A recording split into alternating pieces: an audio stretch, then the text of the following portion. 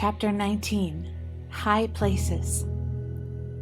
Grace and Glory, with their handmaidens Joy and Peace, stayed up on the high places for several weeks while all three explored the heights and learned many new lessons from the king. He led them himself to many places and explained to them as much as they were able to understand at the time. He also encouraged them to explore on their own, for there are always new and lovely discoveries to make up there on the high places. Even these high places were not the highest of all. Others towered above them into the sky, where mortal eye could no longer follow them, and where only those who have finished their pilgrim life on earth are able to go. Grace and Glory and her friends were on the lowest, the beginner slopes in the kingdom of love, and these were the parts which they were to explore and enjoy at this time. From these slopes, too, they were able to look down on the valleys below, and from that new viewpoint gain an understanding of many things which had been puzzling and mysterious to them before. From beneath, they had not been seen clearly, and even then, only a small part had been visible. The first thing, however, which they realized up there on the slopes of the kingdom of love was how much more there would be to see and learn and understand when the king took them higher on future occasions. The glorious view which they now enjoyed was but small in comparison with all that lay beyond, and would be visible only from yet higher places above. It was now perfectly evident to them that there must be ranges upon ranges of which they had never dreamed while they were still down in the narrow valleys with their extraordinary limited views.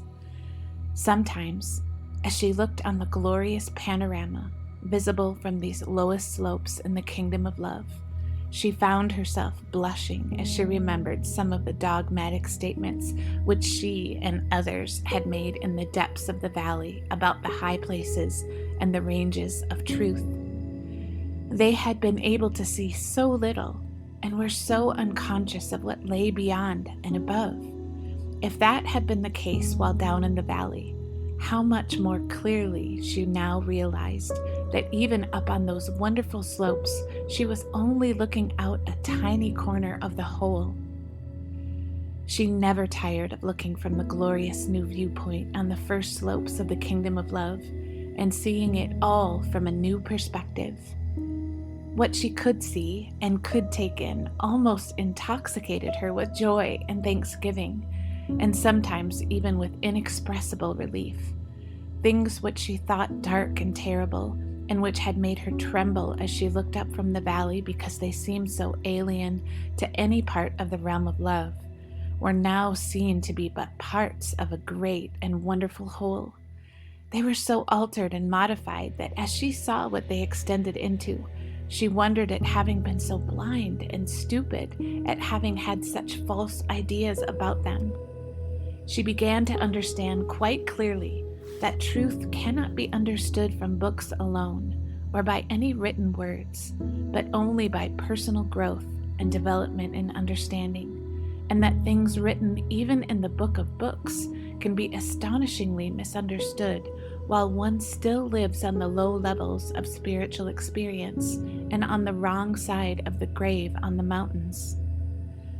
She perceived that no one who finds herself up on the slopes of the kingdom of love can possibly dogmatize about what is seen there, because it is only then that she comprehends how small a part of the glorious whole she sees. All she can do is grasp with wonder, awe, and thanksgiving, and to long with all her heart to go higher and to see and understand more. Paradoxical as it may seem, as she gazed out on dazzling vistas, so glorious that she could not look at them steadily or grasp their magnificent sweep, she often thought that the prayer which best expressed her heart's desire was that of the blind man. Lord, that I might receive my sight, help me to open myself to more light. Help me to fuller understanding.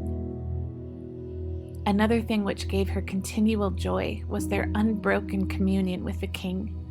Wherever he went, she and peace and joy went too, springing behind him with a delight which at times was almost hilarious, for he was teaching and training them to use their hinds feet. Grace and Glory quickly saw, however, that he always chose the way most carefully, and restraining his own amazing strength and power, taking only such springs and bounds as they could manage too. So graciously did he adapt himself to what was possible to their newly acquired capacity, that they scarcely recognized in an exhilaration of leaping and skipping like hinds on the mountains, that had he really extended his powers, they would have been left behind completely. For Grace and Glory, who had been lame and limping all her life, the ecstasy of leaping about in this way, and of bounding from rock to rock on the high places as easily as the mountain rose, was so rapturous that she could hardly bear to cease from it, even for rests. The king seemed to find great delight in encouraging this, and led her on, taking longer and longer leaps, until at last she would be quite breathless. Then, as they sat side by side on some new crag to which he had led her, while she rested, he would point out some of the vistas to be seen from the new viewpoint. On one of those occasions, after they had been up on the high places for several days, she flung herself down on the lichen and moss-covered crag to which he had led her, and laughing and breathless said, "Even Hinds' feet seem to need a rest now and then." "Grace and Glory," he answered, "do you think you understand now how I was able to make your feet like Hinds' feet, and to set you on these high places?" She drew closer to him, and looked earnestly in his face, and asked, "How were you able to do this, my lord and king?" "Think back over the journey you made," he replied, "and tell me what lessons you learned on the way." She was silent for a while, as she reviewed the whole journey, which had seemed so terribly long, and in some places so cruelly difficult and even impossible. She thought of the altars which she had built along the way, of the time when she had stood with him at the trysting place in the valley, when he had called her to follow him to the heights. She remembered the walk to the foot of the mountains, the first meeting with suffering and sorrow, and of learning to accept their help. She recalled the shock of what had seemed such a heartbreaking detour down into the desert, and of the things which she had seen there. Then, their journey along the shores of loneliness, the empty cove which the sea had filled to the brim, and then the agony of disappointment and frustration experienced in the wilderness when the path once again had turned away from the high places. She remembered crossing the great seawall, walking through the woods and valleys until the rapturous moment when the path had turned back toward the mountains. Her thoughts turned to the precipice of injury, the forests of danger and tribulation, the great storm during which they had sheltered in the hut, and then the mist and endless mist, and the awful moment when the path suddenly led down into the valley of loss, and the nightmare abyss of horror into which she had looked when she had thought of turning back. She recalled the descent down into the valley of loss, and the peace she had found there before reascending to the heights and the aerial chairs, and of the days spent in that place where she had been prepared for her burial. Then, that last agonizing ascent, and the cave where they sheltered from the floods, and where she had been tempted to cast away the promises. Then the spring called Mara, and finally, the mist-shrouded grave up among the peaks where she had been bound to the altar. How little she had imagined, when first she set out on that strange journey, what lay ahead of her, and the things which she would be called upon to pass through. So for a long time she sat silent, remembering, wondering, and thankful. At last she put her hand in his and said softly, "My Lord, I will tell you what I learned." "Tell me," he answered gently. "First," said she, "I learned that I must accept with joy all that you allow to happen to me on the way, and everything to which the path led me. that I was never to try to evade it, but to accept it, and to lay down my own will on the altar and say, "Behold me, I am thy little handmaiden, acceptance with joy." He nodded without speaking, and she went on. Then I learned that I must bear all that others were allowed to do against me, and to forgive with no trace of bitterness, and to say to thee, "Behold me, I am thy little handmaiden, bearing with love, that I might receive power to bring good out of evil." Again he nodded, and she smiled still more sweetly and happily. The third thing that I learned was that you, my Lord, never regarded me as I actually was, lame and weak and crooked and cowardly. You saw me as I would be when you had done what you promised and had brought me to the high places when it could be truly said, "There is none that walks with such great a queenly ease, nor with such grace as she." You always treated me with the same love and graciousness, as though I were a queen already, and not wretched little much afraid. Then she looked up into his face, and for a little time could say no more.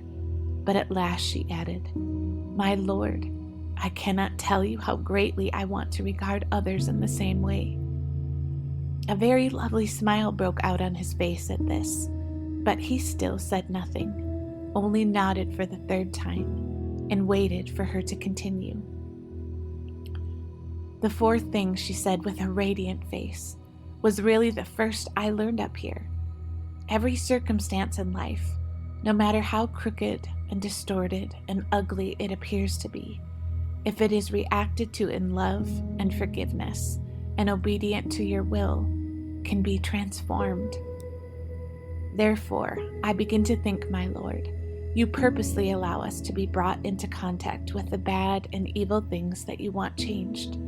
Perhaps that is the very reason that we are here in this world, where sin and sorrow and suffering and evil abound, so that we may let you teach us to react to them, that out of them we can create lovely qualities to live forever. That is the only really satisfactory way of dealing with evil, not simply binding it so that it cannot work harm, but whenever possible, overcoming it with good. At last he spoke. "You have learned well, Grace and Glory. Now I will add one thing more. It was these lessons which you have learned which enabled me to change you from limping, crippled, much afraid, into grace and glory with hinds feet. Now you are able to run, leaping on the mountains, and able to follow me wherever I go, so that we need never be parted again.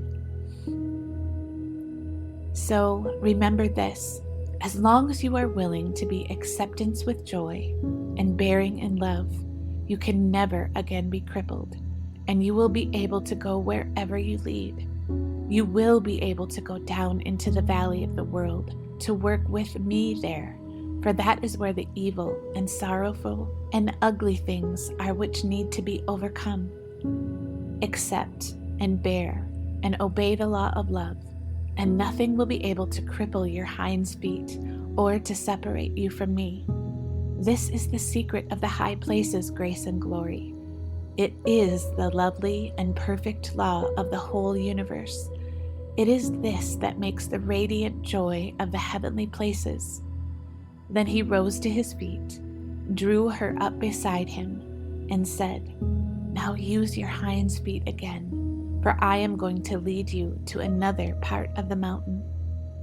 Off he went, leaping on the mountains and skipping on the hills, with Grace and Glory following close behind, and the beautiful figures of peace and joy springing at her side.